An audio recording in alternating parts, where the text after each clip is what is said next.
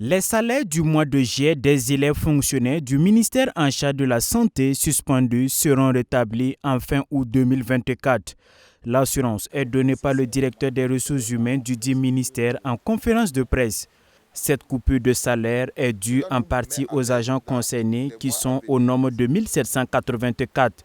Selon les explications de Salif Sigiré, les élèves fonctionnaires devraient, après leur admission au concours professionnel, reverser l'acte de cessation de service pour éviter des salaires induits. Heureusement, nous avons constaté une certaine lenteur dans l'introduction des dossiers qui, normalement, devaient être des dossiers introduits personnellement par les acteurs bénéficiaires pour que nous puissions être rassurés que nous ne faisons pas un mauvais paiement, que nous faisons un paiement à l'acteur qui a effectivement droit. Donc à partir de ce mois d'août, les intéressés vont bénéficier de la reprise de leur salaire aussi bien pour le mois d'août que pour le mois de juillet pour lequel les salaires avaient été suspendus. Donc en fin août, ils auront les 2 mois de salaire.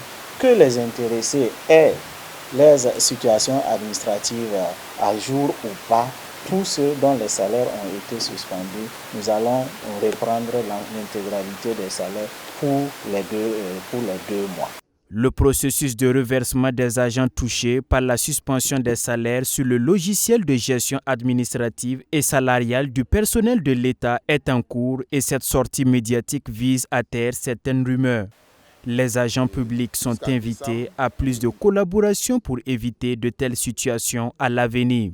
L'agent doit demander l'arrêt de son salaire et aussi demander son certificat de fin de détachement et remise en activité.